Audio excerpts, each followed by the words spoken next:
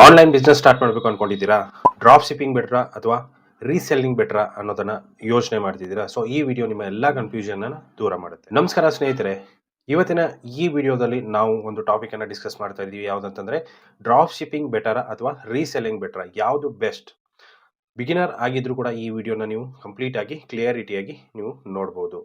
ಮೊದಲಿಗೆ drop shipping ಬಗ್ಗೆ ನೋಡೋಣ. ಡ್ರಾಪ್ ಶಿಪ್ಪಿಂಗ್ ಅಂದ್ರೆ ನೀವು ಪ್ರಾಡಕ್ಟ್ ಅನ್ನ ಸ್ಟಾಕ್ ಇಟ್ಕೊಳ್ದೆ ಕಸ್ಟಮರ್ಸ್ ಆರ್ಡರ್ ಮಾಡಿದ ಮೇಲೆ ನಿಮ್ಮ ಸಪ್ಲೈಯರ್ಸ್ ಏನಿರ್ತಾರಲ್ಲ, ಅವರು ಡೈರೆಕ್ಟ್ ಆಗಿ ಕಸ್ಟಮರ್ಸ್ಗೆ ಅಂದ್ರೆ ಶಿಪ್ಮೆಂಟ್ ಮಾಡ್ತಾರೆ. ಇದು ಒಂದು ಡ್ರಾಪ್ ಶಿಪ್ಪಿಂಗ್ ಅಂತಾನೆ ಹೇಳ್ಬೋದು. ಸೊ ಡ್ರಾಪ್ ಶಿಪ್ಪಿಂಗ್ ನ ಅಡ್ವಾಂಟೇಜಸ್ ಏನಂತಂದ್ರೆ ಲೋ ಇನ್ವೆಸ್ಟ್ಮೆಂಟ್ ಇರುತ್ತೆ, ಇನ್ವೆಂಟರಿ ಟೆನ್ಷನ್ ಯಾವುದೇ ರೀತಿಯಾಗಿರಲ್ಲ. ಅದೇ ರೀತಿಯಾಗಿ ನೀವು ಎಲ್ಲಿ ಬೇಕಾದರೂ ಬಿಸ್ನೆಸ್ ಅನ್ನ ಸ್ಟಾರ್ಟ್ ಮಾಡ್ಕೋಬಹುದು. ಸೊ ನೀವು ಮನೆಯಿಂದನೂ ಮಾಡ್ಬೋದು ಅಥವಾ ನಿಮ್ಮದೇ ಆದಂತಹ ಒಂದು ಆಫೀಸ್ ಇದ್ರೂ ಅಲ್ಲಿಂದ ಕೂಡ ನೀವು ಸ್ಟಾರ್ಟ್ ಮಾಡ್ಬೋದು. ಆದರೆ ಡಿಸ್ಅಡ್ವಾಂಟೇಜಸ್ ಏನಿರುತ್ತೆ ಅಂತಂದ್ರೆ ಪ್ರಾಫಿಟ್ ಮಾರ್ಜಿನ್ ಕಡಿಮೆ ಇರುತ್ತೆ, ಡೆಲಿವರಿ ಡಿಲೇ ಆಗೋ ಚಾನ್ಸಸ್ ಇರುತ್ತೆ, ಮತ್ತೆ ಸಪ್ಲೈಯರ್ಸ್ ಮೇಲೆ ಡಿಪೆಂಡೆನ್ಸಿ ಇರುತ್ತೆ.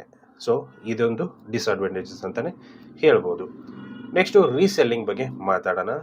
ರೀಸೆಲ್ಲಿಂಗ್ ಅಲ್ಲಿ ನೀವು ಪ್ರಾಡಕ್ಟ್ಸ್ಗಳನ್ನು ಬಲ್ಕ್ ಅಲ್ಲಿ ಬೈ ಮಾಡಬೇಕಾಗತ್ತೆ. ನಿಮ್ಮ ಪ್ಲಾಟ್ಫಾರ್ಮ್ ಮೂಲಕ ನೀವು ಸೆಲ್ ಮಾಡ್ಬೇಕಂತಂದ್ರೆ ನಿಮ್ಮದಾದಂಥ ಒಂದು ವೆಬ್ಸೈಟ್ ಆಗಿರ್ಬೋದು, ಇನ್ಸ್ಟಾಗ್ರಾಮ್ ಪೇಜ್ ಆಗಿರ್ಬೋದು, ಫೇಸ್ಬುಕ್ ಪೇಜ್ ಆಗಿರ್ಬೋದು. ಸೊ ಯಾವುದೇ ರೀತಿಯಾದಂಥ ನಿಮ್ಮದೇ ಆದಂಥ ಒಂದು ಓನ್ ಒಂದು ಪ್ಲಾಟ್ಫಾರ್ಮ್ ಅಲ್ಲಿ ಸೆಲ್ ಮಾಡಬೇಕಾಗತ್ತೆ.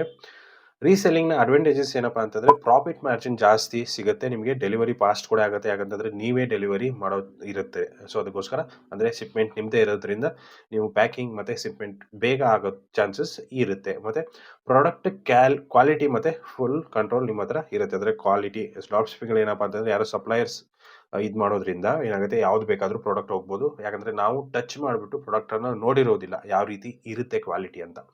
ಸೊ ಬಟ್ ಏನಂದ್ರೆ ರೀಸೆಲ್ಲಿಂಗ್ ಅಲ್ಲಿ ಏನಾಗುತ್ತೆ ಅಂತಂದ್ರೆ ನಿಮ್ಮ ಹತ್ರ ಪ್ರಾಡಕ್ಟ್ ಇರುತ್ತೆ. ಸೊ ನೀವು ಆ ಪ್ರಾಡಕ್ಟ್ ಕ್ವಾಲಿಟಿನ ಕಂಪ್ಲೀಟ್ ಆಗಿ ನೋಡ್ಕೊಂಡ್ಬಿಟ್ಟು ನಿಮ್ಮ ಹತ್ರ ಫುಲ್ ಕಂಟ್ರೋಲ್ ಇರೋದ್ರಿಂದ ನೀವು ಅದನ್ನ ಬೆಸ್ಟ್ ಒಂದು ಪ್ರಾಡಕ್ಟ್ ಅನ್ನ ನೀವು ಸೆಲ್ ಮಾಡ್ಬೋದು.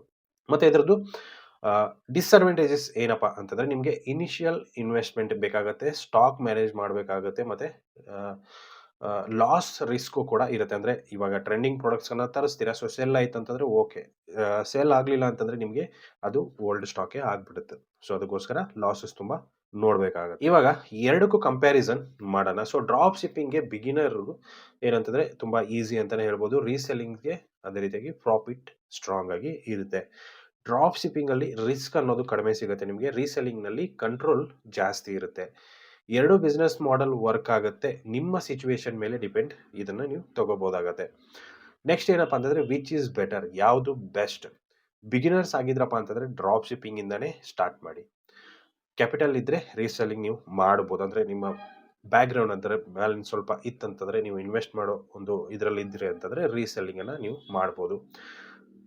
ಬ್ರ್ಯಾಂಡ್ ಬಿಲ್ಡ್ ಮಾಡಬೇಕು ಅಂತಂದ್ರೆ ರೀಸೆಲ್ಲಿಂಗ್ ಬೆಸ್ಟ್. ನಿಮ್ಮದೇ ಆದ ಓನ್ ಬ್ರ್ಯಾಂಡ್ ಅನ್ನ ಮಾಡ್ಬೇಕು ಅನ್ಕೊಂಡಿದ್ರಿ ಅಂತಂದ್ರೆ ರೀಸೆಲ್ಲಿಂಗ್ ಅನ್ನ ನೀವು ಮಾಡಬೇಕಾಗುತ್ತೆ. ಸೈಡ್ ಇನ್ಕಮ್ ಬೇಕು ಅಂದ್ರೆ ಒಂದು ಡ್ರಾಪ್ ಶಿಪ್ಪಿಂಗ್ ಗುಡ್ ಆಪ್ಷನ್ ಅಂತಾನೆ ಹೇಳ್ಬೋದು.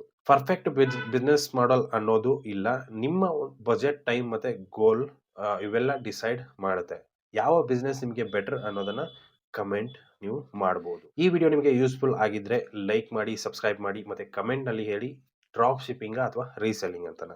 ಮುಂದಿನ ವಿಡಿಯೋದಲ್ಲಿ ಸಿಗೋಣ. Thank you.